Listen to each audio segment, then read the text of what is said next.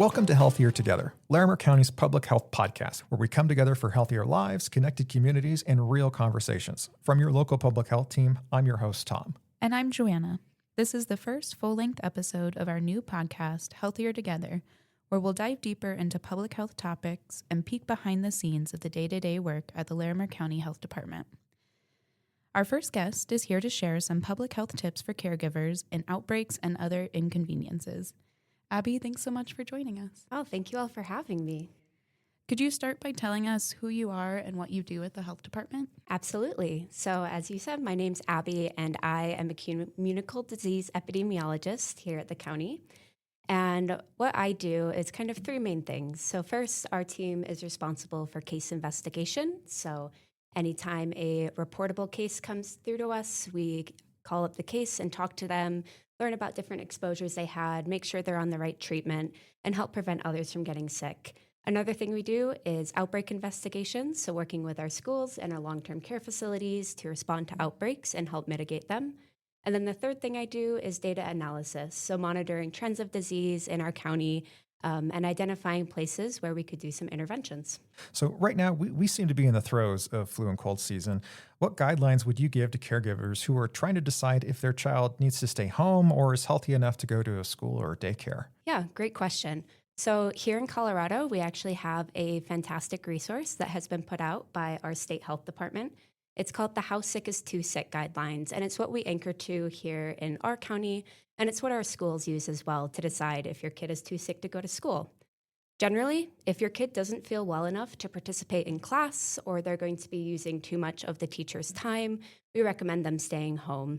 If they are having flu-like symptoms, though, our recommendation is as long as they have been fever-free for 24 hours without the use of fever-reducing medication and their symptoms are improving, they're good to go back to class. We're really trying to balance, keeping kids healthy enough where they can participate in class, not getting others sick, but also not staying out of school for so long that they're falling behind. Gotcha. And you kind of already answered this other question. So for caregivers that currently have a sick child, would you mind repeating when they can actually then go back into the classroom? Yes. So if the kid has a fever, they should not be in school. So what we're looking for is once they have not had their fever for 24 hours without the use of fever-reducing medication. So if they're taking Tylenol, that doesn't count. And their symptoms should be improving. So if they have a cough, is their cough getting better? And if so, they can go back. Gotcha. So what are some warning signs that the child might need more immediate medical attention? Yes. So some symptoms to watch for are if your kid is having trouble breathing, if they have persistent pain or pressure in their chest, if they're acting really confused, if they're having trouble waking up or staying awake, if you're noticing kind of changes in their skin or nail bed color, if they're really pale, gray, blue, or if you're seeing fevers in children under 3 months. When in doubt, though, we always recommend calling their pediatrician and going over the symptoms with them. Colorado also has a 24/7 pediatric nurse hotline that's free. That's a really great resource as well if you're in doubt. I think most of us are probably familiar with movies like Ferris Bueller's Day Off. And as a former kid myself, I know that I was often less than truthful with some of my cold and flu symptoms. So what might be some signs that a kid might be faking an illness? Oh, yeah. I definitely would always happen to get sick right before I had a big exam. Right. So I definitely get it. I think one thing my parents used was, am I still sick when I'm doing something fun? You know, if your kid is playing video games and they seem like they're not sick anymore, maybe they're just faking it. Or if your kid is willingly resting, maybe this is real. Is this abnormal for your child? You know, if you have a kid that never gets sick and is suddenly talking about symptoms, you know, maybe that's a little more serious than a kid who is constantly, bringing up on Friday that he has symptoms. But on the other hand, if your kid is faking it a lot, maybe there's something about school that's making them want to stay home. So maybe that's a conversation you could have with them. That's great. So in terms of what parents can do then to keep the kids healthy this time of year, especially around other kids who might be sick in the classroom, what would you recommend? Yeah, so one great tool, of course, is a lot of our seasonal vaccines are available for kids. So speaking with their pediatrician about their eligibility for the COVID and flu vaccine, and then just general respiratory etiquette is great to remind them about. So washing their hands when they're coming back from school, before eating, after going to the bathroom, after sneezing or coughing. And it's really good with these younger kids to watch them do it 20 seconds can feel like a really long time. And so it's great to make sure your little kid's getting there. Reminding them of things that we might take for granted about, coughing into your elbow, sneezing into your elbow, not sharing water bottles with your friends. That can go a long way. And then, if possible, encouraging outdoor play and activities with their friends instead of staying inside. That way they're around the fresh air, and there's less chance of them getting sick. All right. Abby, thank you so much for joining us. We really appreciate it. All right. Thanks for having me. Next on What's Public Health Got to Do with It, we'll dive into a topic that you might not think of when you think about the work that the health department does. Today, we're here with Joe Buckley, our Community Health Improvement Plan Coordinator. Joe, thanks for joining us. Yes, it's great to be here. Thanks for having me. Can you tell us what you do at the health department and what you're here to talk about today? Well, my job is actually part of our health strategy team. And so I'm overseeing this plan that runs for 5 years to improve community health across our county. Our plan is really focused on social connection and social support. So that falls in things like mental health, but also just having places where people can get together with their community, whether that's virtual or in person. And why is social connection important to public health? That's a great question. So years ago, there was a big study about just how isolated and lonely so many people across our whole country are. And that started to show the connections that loneliness and isolation has on other social determinants of health. So, for example, loneliness can be a key indicator for things like chronic disease, but also just shorter lifespans. And so if we support the things that keep us from being lonely, so things that help us feel connected, have a sense of belonging, and feel a part of our community, then we're also able to address some of those other top diseases that could affect our county. The other thing here is it's a great way to really key in on different social determinants of health. So looking with a different lens of those key indicators that affect people's lives, like housing, childcare, transportation, even things like air pollution. If you look at them with the lens of social connection, then you can kind of build in a system that supports health while addressing the different ways that people across our county might be affected differently. How does volunteering impact social connection? Why is volunteering important? Yeah, so thanks to the help of our communications department, we did this big volunteerism campaign this year because volunteering is one of the best ways that people can start to feel a sense of social connection if they are sensing that piece of loneliness or even just another life transition, like moving to a new place or starting retirement.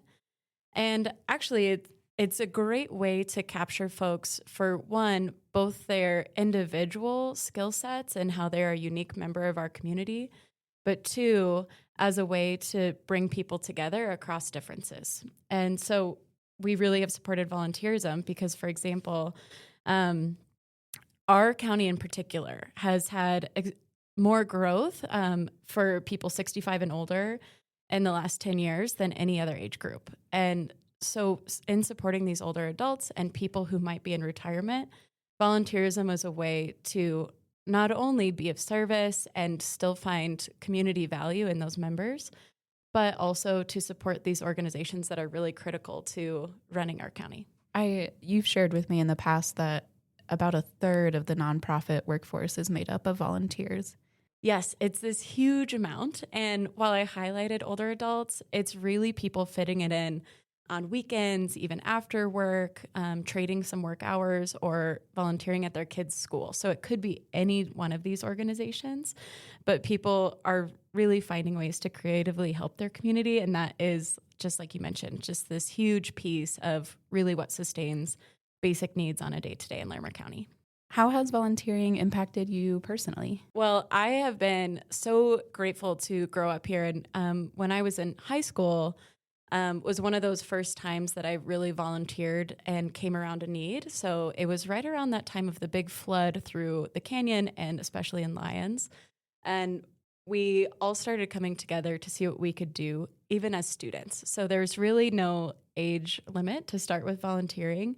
And that just gave me a lens that I could do something beyond my day-to-day routine and make great friends along the way. So I was able to do a live-in volunteer year in my 20s and then continue to do it just outside of work here. That one is just this great sense of gratitude for my community because I get to see all these other pieces behind the scenes or the great work that people do in our community that I wouldn't otherwise come across in my day-to-day. But through volunteering, I feel really inspired and hopeful about all the great things I see. But then too, it's also just been a great connector for me personally of finding new job positions or finding other connections in community because you're opening yourself up to networks that you might not otherwise have. If people are wanting to start volunteering in the new year or find other means of social connection, where would you recommend they start? Well, there's no wrong time to start, and there's no wrong size of volunteering to start with. So, for example, maybe you just look for one event a year and you're going to get really excited and commit to doing that day. That's a wonderful place to start. In our county, there's a few different days that come to mind for me. And so, for example, there's Walk for Hope, or there's the Alzheimer's bike ride, and all of these things that might touch you personally or be something you're curious about. If you are ready to take on something that's a little more consecutive, like a Saturday morning opportunity or something that happens after work, I would try to look into something that you're already interested in and find organizations that do that. So if you're great with animals, I would look into that. Or maybe you want to start trail restoration. The great thing about a community our size is there are people doing it. And just by getting involved with those people and really setting yourself up for success by not necessarily saying that you have to go do it all or save the world, you might find a little more consistency and be able to celebrate yourself that you are out there doing it. So lastly, I would say if you are having trouble finding any organizations to work with, our office recommends Volunteer Match, which is run as part of Idealist now, as just a way to search through different organizations and start to get an idea of what might be out there. And you can visit larimer.gov/volunteerism to find Volunteer Match and learn more about the benefits of volunteering. Thanks so much, Jo. Yes, thanks so much. Next up, we have our community questions segment, and with us is Alyssa Bermejo from Vital Records. Alyssa, thank you for joining us. Would you mind introducing yourself to our listeners and tell them what it is that you do for the county? Yes, of course. My name is Alyssa Bermejo, and I work at the Vital Records office. So we do issuance of Colorado birth and death certificates. So I know when I had my now 3-year-old, the process of getting his birth certificate was confusing. The hospital told us we would receive it in the mail 6 to 8 weeks later, and it never came. So we ended up, I believe, at the Social Security office to figure that out. What should that process look like? I'm so glad you asked. And honestly, it's a really easy process. So basically, when most births are at the hospital and they have a birth registrar, and that person registers the birth into the state database. So all the paperwork that families are filling out are to name your child and have that birth registered. The part that gets confusing is that the hospitals do not issue the birth certificates. They don't order them. They don't come automatically to the family. So the parent or parents have to submit a separate application to a Vital Records office. Gotcha. So in that case, where should parents then start? So you can either go in person and apply for the birth certificate at a Vital Records office. And the process is done same day, usually takes 15, 20 minutes, and you get the birth certificate during your appointment. If going in person is not something that is, if that's not something that they would prefer to do or can't do, then they can submit a request by mail, or they can order through a secure third-party vendor called vitalcheck.com. And then the requirements for parents are to provide a copy of their valid photo ID.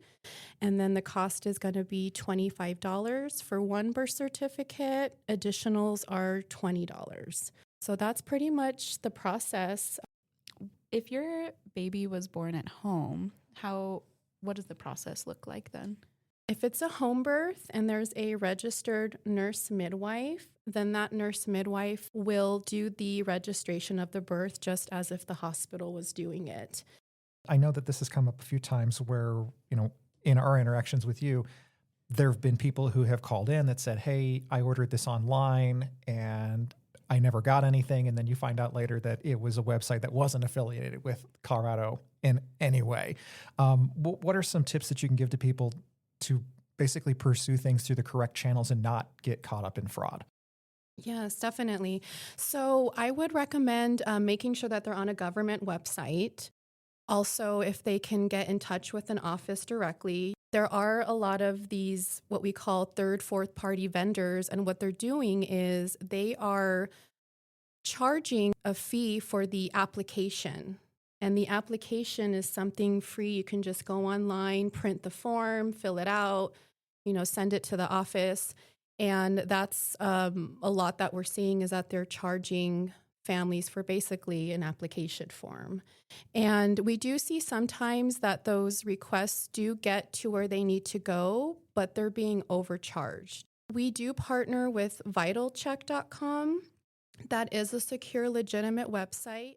If you can get in touch with an office, to talk to somebody and get all your questions answered, that's probably the best. To learn more about birth certificates or schedule an appointment, visit larimer.gov/birthrecords. The Larimer County Vital Records Office is at 1525 Blue Spruce Drive in Fort Collins. From time to time, we have guests from outside the Larimer County Department of Health and Environment. The opinions, information, and viewpoints shared by guests on this podcast are their own and do not necessarily represent the official positions of our agency. This January, we recognize Radon Action Month and the health impacts of exposure to radon. With us today is Heidi Nachman-Onda, a lung cancer survivor and founder of the White Ribbon Project. Heidi, thank you so much for joining us today. Well, thank you for having me. Can you tell us a little bit about yourself and what it is that you do? Being a lifelong health enthusiast, health educator, and a fitness trainer, married to a primary care physician, my family and I were blindsided by my stage 3A inoperable lung cancer diagnosis in October of 2018. Being that I'm a health educator and he's primary care, and we didn't know that anyone with lungs could get lung cancer, we didn't know anything about radon, we took it upon ourselves to kind of build an awareness campaign. Lung cancer awareness, lung cancer screening awareness, radon awareness, and that's what I do now is primarily advocate for education and awareness so people can be proactive in their health against this number one cancer killer. You mentioned a stage 3 lung cancer diagnosis? Correct. Yeah. So this was a really scary thing. I had no symptoms. I never coughed. I never got short of breath.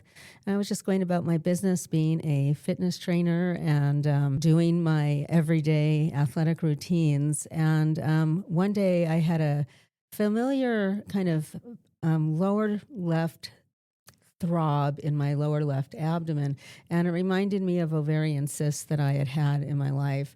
And so I got some follow-up on this cyst, and it was quite sizable. So my doctor wanted to make sure I didn't have ovarian cancer and ordered a CT scan of my chest, abdomen, and pelvis. And what came back was totally shocking. It was like, looks like you have a benign ovarian cyst, but you have a mass in the upper left lobe of your lung, and you have some lymph nodes in the middle of your chest that look plump. I, didn't understand what any of that could mean because I never had any respiratory symptoms at all. But the next day I was getting a PET scan, and that lit up like a Christmas tree. And before I knew it, I was getting a biopsy. And then I was the recipient of a phone call telling me that I had stage 3A inoperable lung cancer, pretty much no hope for me, even though I was stage 3, and that I should get my affairs in order, that maybe I'd had 4 to 6 months of life left.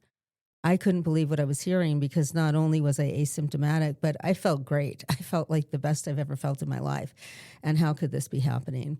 And once I met my oncologist, though, I was given so much more hope. He told me that, yes, I would have to have chemo radiation. And until recently, there really wasn't a lot of hope. But there had been a new immunotherapy that had just been FDA approved about a month prior to my diagnosis. And I could get that in the form of an infusion, just like chemo, every other week for an entire year. And that had curative intent. So I'm sitting here with you today, 7 years, 3 months out, because research matters. There is hope in lung cancer these days, and there's a lot of information we need to get to people. Wow, that sounds like a very long and arduous journey.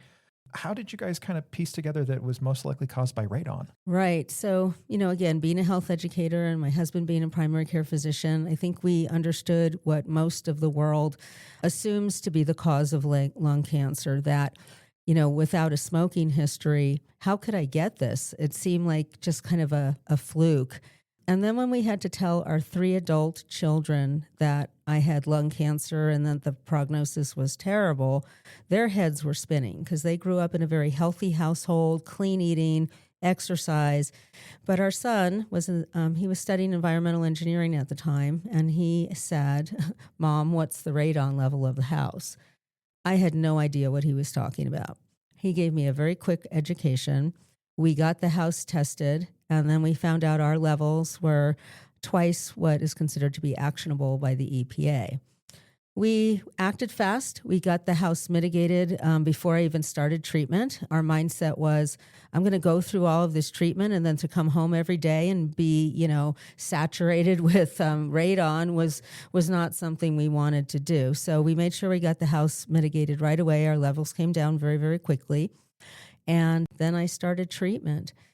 From that point on, I started telling all of my friends and neighbors and loved ones, about radon.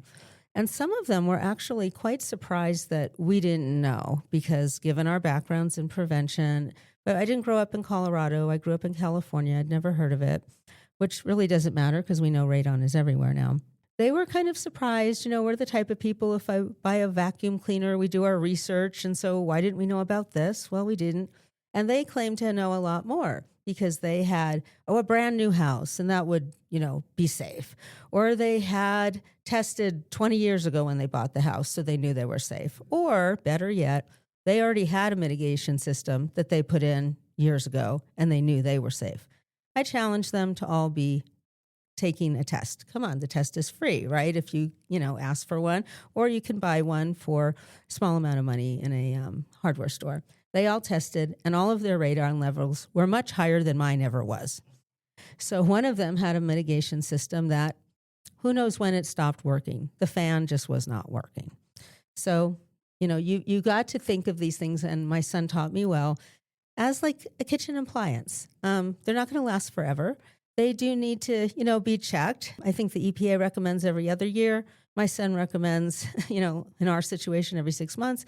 And we were gifted so generously at the beginning of our story with a continuous monitor. And that's what we're most comfortable with now. And we have seen spikes in our radon. About 2 years after we had our system put in, my husband has the app that the continuous monitor is connected to. And he was across town running some errands, and he called me and he said, I just got an alert through the app that our radon is higher than it ever was. And he recited this really scary number to me. And I go, well, we're sitting in the middle of a rainstorm. It's coming down like waterfalls here. And he goes, go down in the basement and see if we have some water in there.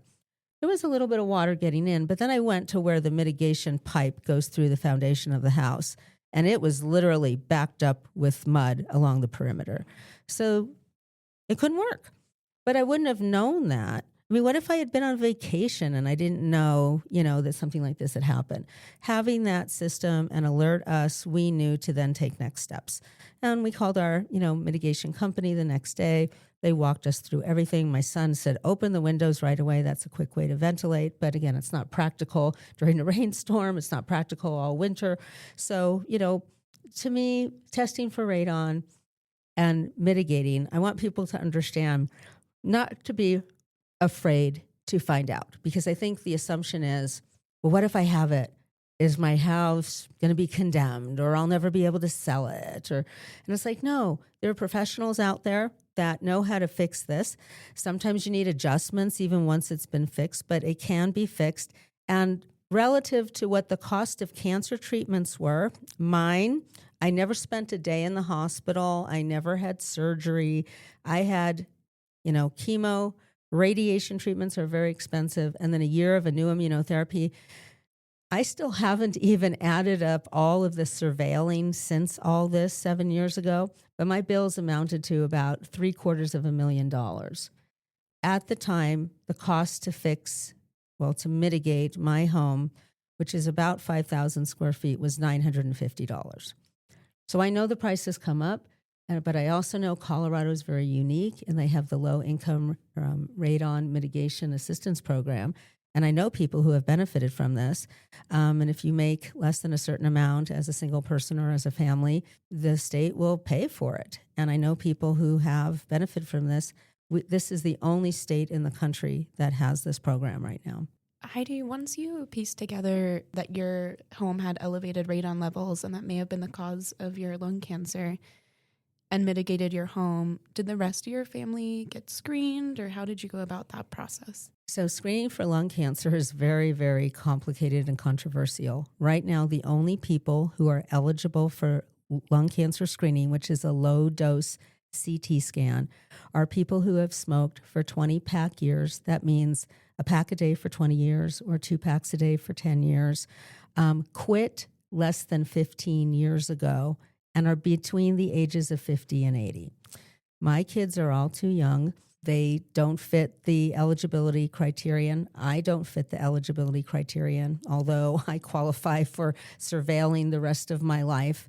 I would really like for people to not take this risk, test their homes. There are a lot of advocacy organizations, including ours, that are really trying to increase the number of people who are getting screened. Right now, the people we can target are the people who are currently eligible. There's more than 16 million Americans who are eligible for lung cancer screening, and only about 16% of them are getting screened. That's for a test that's been available since 2011. If that were mammography or colonoscopy, that would be front page news every day. This has been such a silent epidemic, a silent, a way to be proactive in your health, and not, the awareness isn't out there.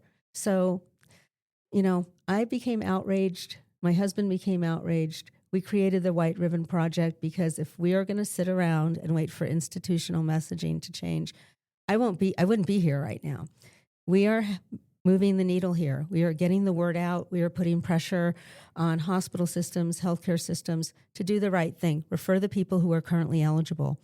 Once that data improves, maybe we can then look to getting people with other risk factors screened. Eventually, basically, we like to say anyone with lungs can get lung cancer. So just like mammography, colonoscopies, prostate cancer, if you have a prostate, you get screened once you're a certain age. Mammography, if you have breasts, once you're a certain age, you get screened. I'd like to see the same thing happen to lung cancer, but we need a better test. We need something that's not as controversial as a low-dose CT scan. Blood-based, saliva, urine, whatever. We need it, and that takes research dollars to help get that. The number one cancer killer. That's what outrages me the most. It kills more people than breast and colon cancer combined for decades. And it has the least awareness and the least amount of research funding. It's not okay. Initially, getting the diagnosis and understanding the treatment plan and the potential prognosis, or poor to potentially cured, my head was just spinning on that. I wasn't thinking about advocacy. I wasn't thinking about all the things that I just talked to you about. Radon a little bit. I wanted to spread the word to my family, my neighbors, get your homes tested. But I wasn't really thinking about a movement. Almost 2 years went by and I still hadn't met another person with lung cancer. And I thought, my friends with breast cancer, when they were diagnosed, they were given a community right away from their healthcare systems. And this was the number one cancer killer and was given nothing. And I was diagnosed in October, but my treatment started in November. And didn't think of it then, but a year into it, I Googled, when's Lung Cancer Awareness Month? What's the color? And it was it's November. And I thought, gosh, I was in chemo, I was in radiation every single day in November. I never saw a white ribbon. White is the awareness color. There was nothing. And here was approaching around 2 years. And we were now in pandemic of March of 2020. I had never met another lung cancer patient. And then I found out that there was a national online support network, that Longevity, which is a national advocacy organization for lung cancer. I would just click on the link, and then suddenly there were people all over the country who had lung cancers, and I was meeting them. And I just started to talk to them. Again, I was a very shy and introverted person, but that moment I found my people, and it was like we were all sharing stories. And I said, well, are any of you doing anything in, trying to get your cancer centers to do something for Lung Cancer Awareness Month in November? And some of them had been in the space for a while, and they go, oh, it's useless. It's like talking to the wall. And I go, well, this is March of 2020. Everybody is homebound pretty much. Let's see if we can, make some efforts, and everybody try. Let's send emails. Let's reach out on their social media, whatever. And then when we would meet again the following week or weeks, we'd get the same type of feedback. Either we were getting totally ignored, or we were getting, oh, great ideas, we'll get back to you. And then months would go by and we'd never hear anything. And eventually for me, I was humiliated. A response I got was that there are white lights in the parking lot that get turned on every night, and doctors wear white coats. So we do the most awareness for lung cancer than any other cancer. And I thought, why is it okay to disrespect me like that? And to not talk to me, but communicate with me, through other means. Because my cancer happened to originate here in my lung. But if it had originated anywhere else, my blood, my breast, my colon, I would have empathy and compassion. But I'm getting humiliated and disrespected. And in that moment, I went from a very shy, private, introverted person to the person who's talking to you today, and I snapped, literally in front of my house. I screamed. My husband came out of the garage, and he said, what is it? And I just looked at him, and I said, I want you to make me a big white ribbon out of wood that I could throw on the front door and at least educate the neighbors, the delivery person, that I have lung cancer. I'm not ashamed of it, and we need to talk about this, because if it could happen to me, it could happen to you.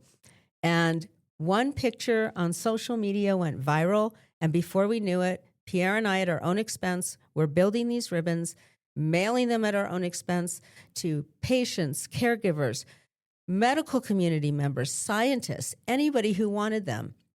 And with the help of a pharmaceutical company, we were then able to ship these to 36 different countries. So this became a global movement just within a couple of months.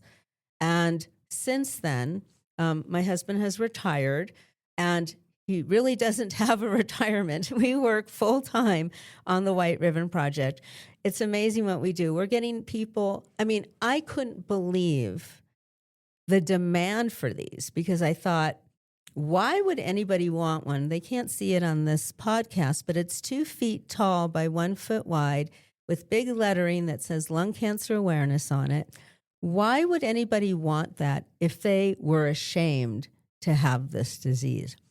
And maybe that's how we break through the stigma. We humanize it. As a health educator, when I was living in Los Angeles in the early 90s, I worked with the HIV/AIDS community, and that's exactly what this community did. They humanized this disease. And then it did become a fact that anyone could get it. People were now worried, and they wanted something done quickly. I think if the community, if the world knew, not just people with lung cancer knowing the statistics, but the world knew that this was the #1 cancer killer, you don't need to have a smoking history to get it, that everybody would be up in arms and want the same thing that I want: more research funding for a better detection and for more treatment options and to protect people. And yes, people with smoking histories also deserve empathy and compassion. People aren't evil because they smoke. And for me, again, a health educator, knowing how hard it is to quit smoking, it's an addiction. It's not just a habit.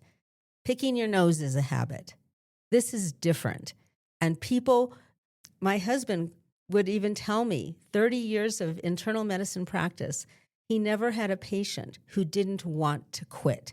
It is hard. It is difficult. And where is the empathy and compassion for that?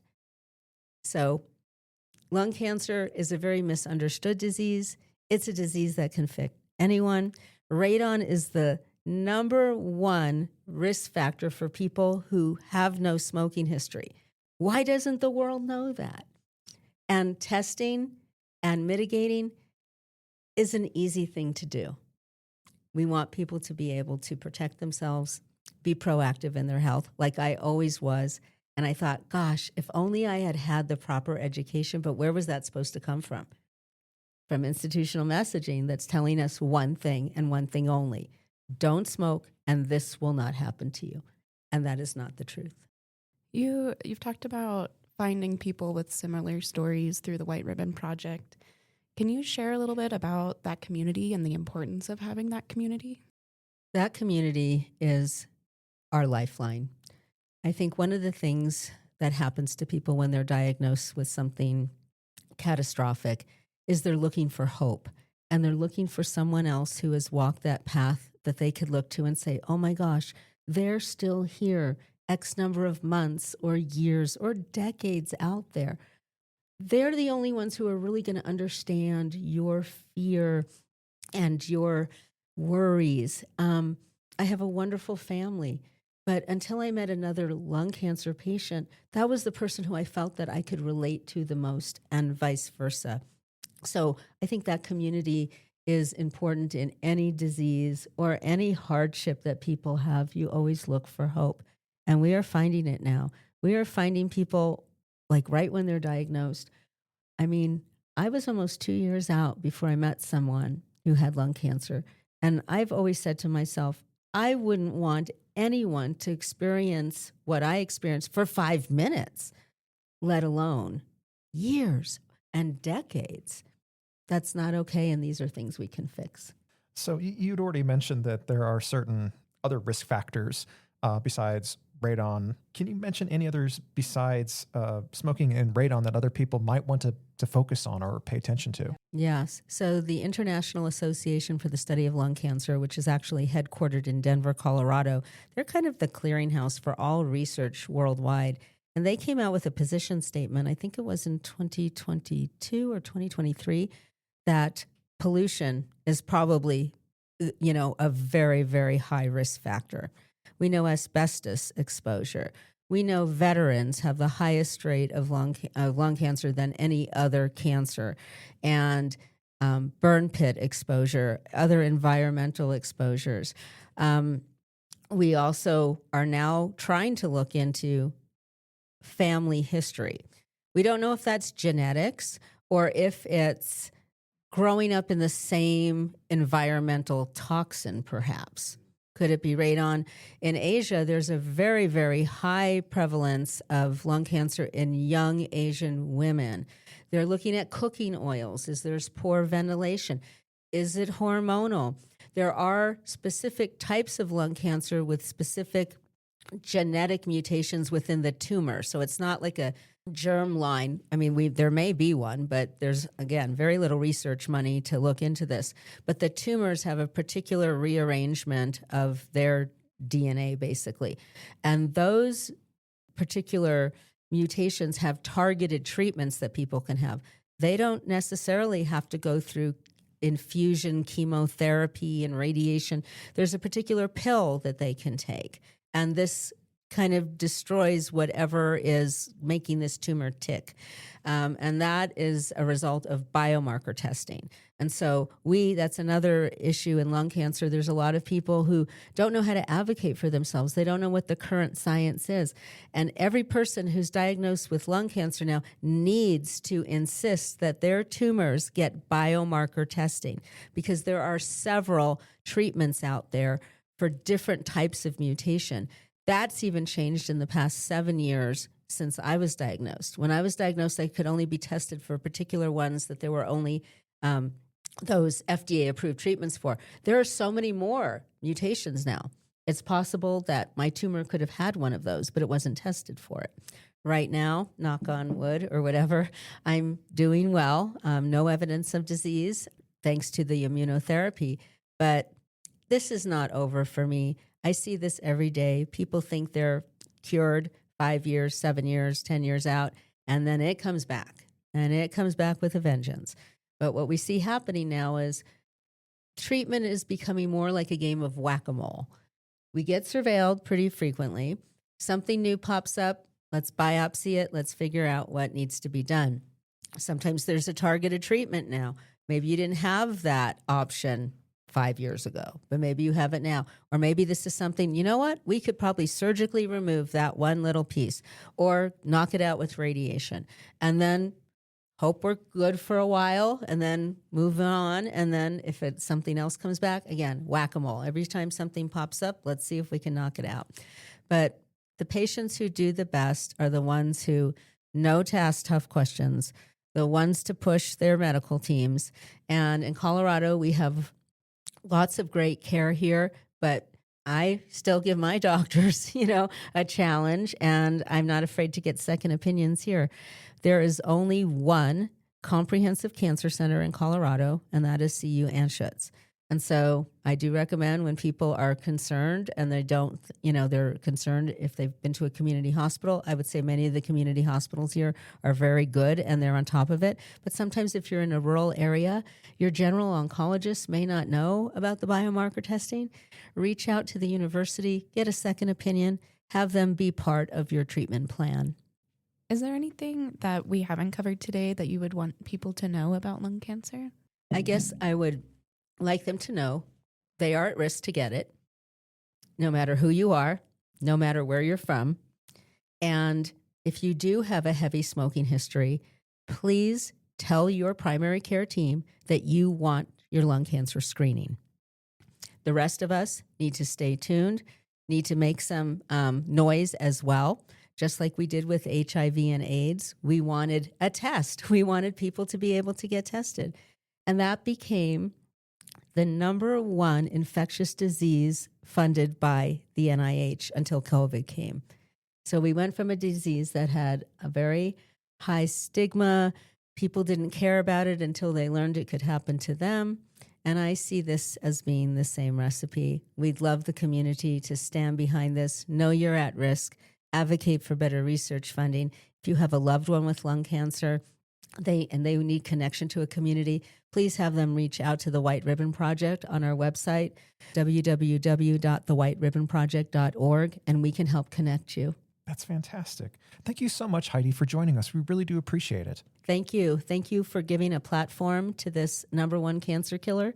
And let's get those numbers down. Let's get radon numbers down, and let's save some lives. During the month of January, Larimer County residents can get a free radon test kit to test their homes. Visit larimer.gov/radon to learn more and order your test kit. Thanks for listening, Larimer County. Until next week, stay well, stay connected, and remember, we really are healthier together.